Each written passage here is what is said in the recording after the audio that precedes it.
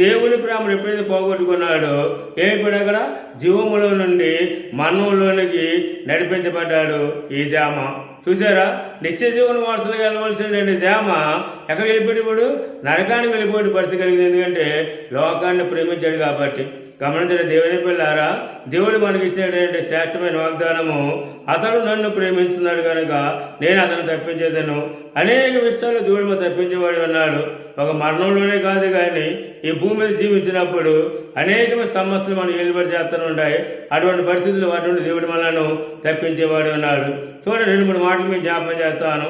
ఏ విషయంలో దేవుడు మనం తప్పిస్తాడో కీర్తన గ్రంథము 18వ కీర్తన 19వ వచనంలో మనం చూసినప్పుడు 2వ భాగంలో నేను ఆయనకు ఇష్టడు కనుక ఆయనను తప్పించిన అంటాడు భక్తుడు.